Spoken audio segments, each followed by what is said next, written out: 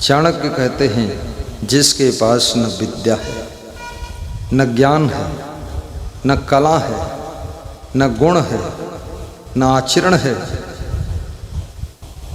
येषाम न विद्या न तप है, न दान करता है, न पुण्य करता है, न सेवा करता है, चाणक्य कहते हैं वो बिना सींग और बिना पूंछ का पशु है और धरती का भार है। मनुष्य जब पशु बनता है तो पशुओं से अधिक खतरनाक होता है, और मनुष्य जब देवता बनता है, नारी जब देवी बनती है तो देवी देवताओं से भी ज्यादा महान देवता मनुष्य बनता है।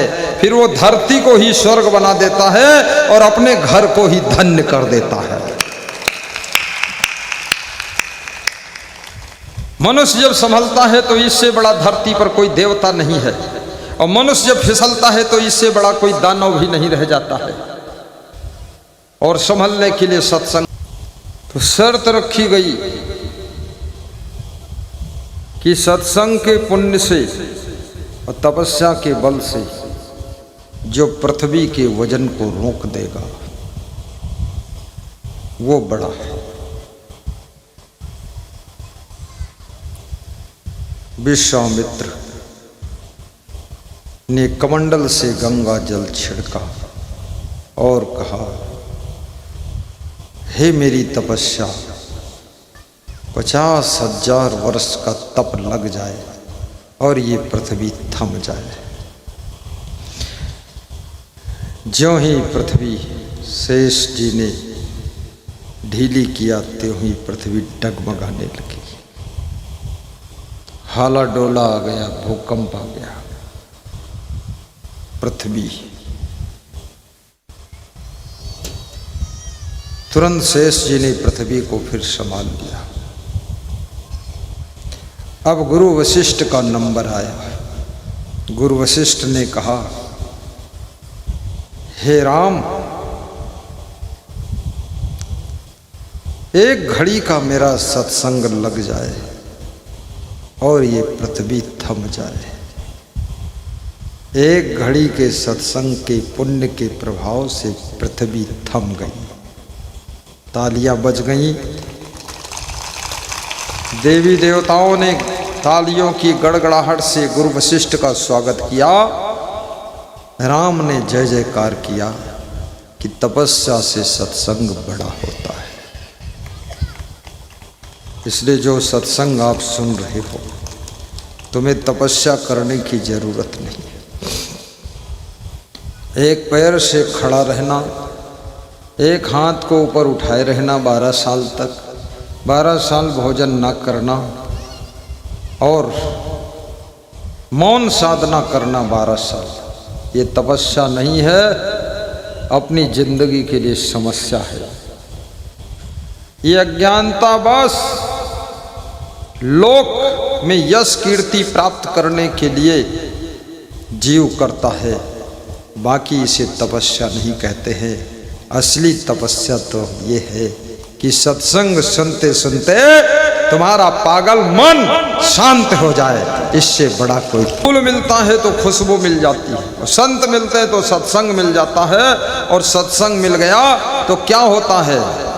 मुक्ति हो जाती है, मुक्ति हो जाती है। बड़े भाग्य पाए सत्संगा, बिनहि प्रयास हो ही भव भंगा। जैसे तुम ट्रेन में बैठते हो, ट्रेन में बैठने के बाद तुम चलते हो कि ट्रेन चलती? तुम सोते रहते हो, खड़े रहते हो, बैठे रहते हो, बातें करते रहते हो, लेकिन फिर भी तुम शाहजहानपुर से बॉम्बे पहुंच जाते हो। क्यों? क्योंकि ट्रेन चल रही है और तुमको लिए जा रही है।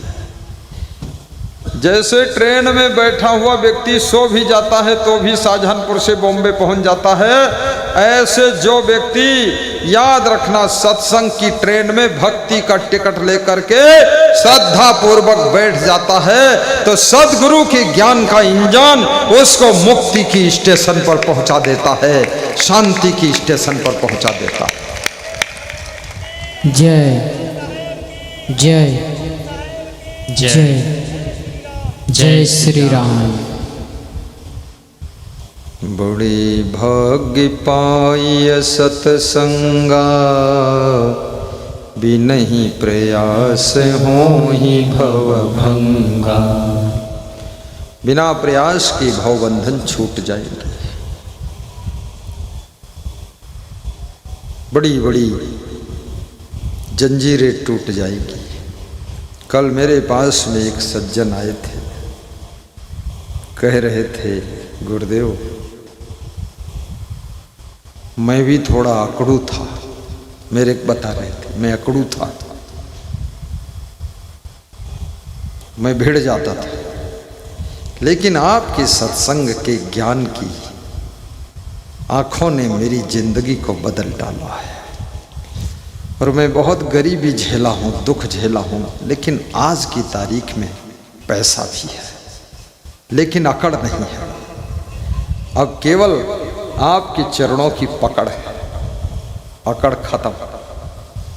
कोई इसी में बैठे सत्संग सुन भी रहे होंगे, अगर बैठे हो तो खड़े होकर बताएं कि मैं ही था। मेरे निवास पर मिलने गए थे वो, अगर हो तो खड़े हो जाओ मेरे लाल, शर्माना मत। सत्संग सुनते सुनते अकड़ खत्म हो गई।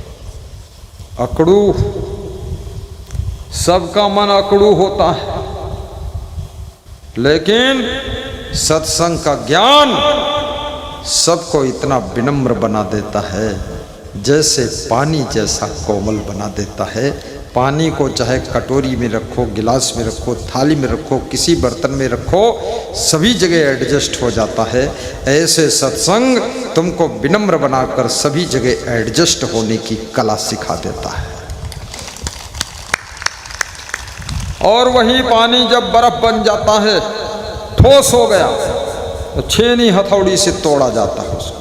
पानी है, जम गया, बर्फ हो गया, तो छेनी हथौड़ी चलती है, लेकिन पानी पर कोई छेनी हथौड़ी नहीं मारता है। याद रखना, अकड़ू बनोगे तो छेनी हथौड़ी जैसी चोट खाना पड़ेगा। अगर पानी जैसे निर्मल और विनम्र हो गए तो कभी छेनी हथौड़ी की चोट नहीं खाना पड़ेगा। हर व्यक्ति तुमको अपने भीतर समा लेगा। चलना संभल संभल के, चलना संभल संभल के, माया नगर यही है। 2 दिन की जिंदगी में, ओहो, 2 दिन की जिंदगी में मत दाग तू लगाना। चलना संभल संभल के, माया नगर यही है। चलना संभल संभल के, माया नगर यही है।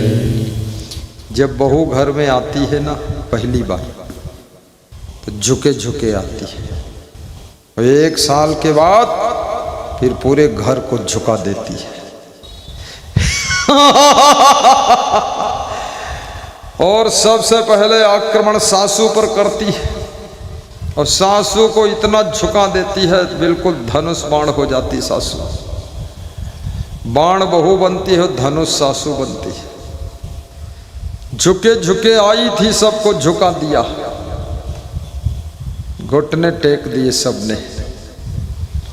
याद रखना, बहू की शोभा विनम्रता से है, और सासू की शोभा समता से है, और बच्चों की शोभा संस्कार से है, और बूढ़ों की शोभा संतोष से है। और याद रखना, नारी की शोभा पतिव्रता धर्म से है, पतिव्रता धर्म से। पुरुष की शोभा सुंदर स्वभाव से है, संत की शोभा क्षमा गुण से है, फूल की शोभा सौंदर्य और सुगंध से है, और याद रखना दीपक की शोभा उजाला से है, बादल की शोभा वर्षा से है, और परिवार की शोभा एक दूसरे की परवाह करने से है, परवाह करने से। वो परिवार बेकार है जिसमें दूसरों की परवाह नहीं। परिवार उसे कहते हैं जिसमें एक दूसरे की सब परवाह करते हैं। कौन खाया कि नहीं खाया, सोया कि नहीं सोया, मच्छरदानी मिली कि नहीं मिली, बिस्तर मिला कि नहीं मिला, अभी लौटकर शाहजहांपुर से आया कि नहीं आया, कब आएगा। जो लोग एक दूसरे की परवाह करते हैं वही परिवार राम का परिवार है, कृष्ण का परिवार है।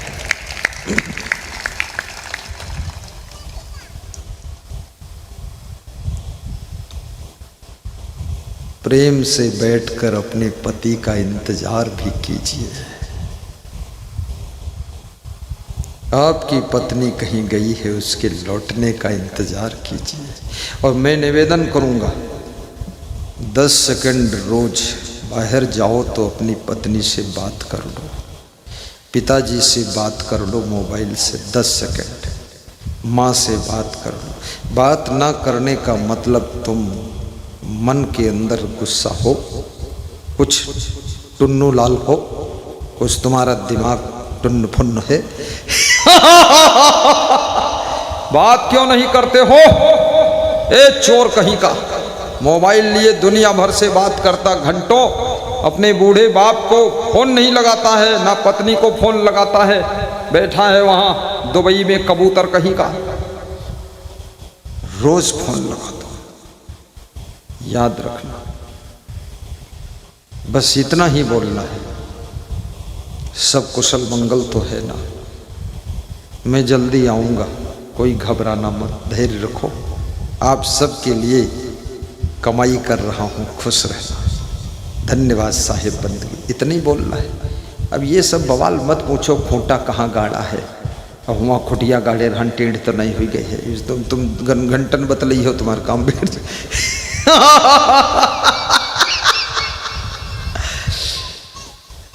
अपने बूढ़े माँ बाप को भी फोन लगा दो, सास ससुर को लगा दो। ससुर जी ठीक तो है ना? मैं आऊँगा समय निकाल कर आपसे मिलने के लिए। यदि मैं नहीं आ पाया तो आपको बुलाऊंगा अपने पास। ससुर का दिल खुश हो गया। कानपुर में एक मैं पदरुनी गया तो सास ससुर रो रहे थे, बोले मेरा दामाद, 3 दामाद हैं, एक वकील है, वकील बहुत हमारे दिमाग में कील ठोंके रहता है। वकील और ठोंक दिया कील। हमने कहा क्या करता है? अरे बोले बहुत क्रोधी है, पक्का मूर्ख है, बात ही नहीं करता है, आता भी नहीं है। देखो सब दामाद आए और सब बेटियां आई, वो बस बड़ा क्रोधी है। बोले हमारे लड़के नहीं, हम रोते रहते, क्या करें? हमने कहा रोना मत, जिसके लड़के नहीं है धर्म ही उसका पुत्र है, और जिसके लड़की नहीं है भक्ति ही पुत्री है, और जिसके भाई नहीं है याद रखना उसका भाई कौन है? गुरु ही भ्राता है, गुरु ही पिता है, गुरु ही माता है।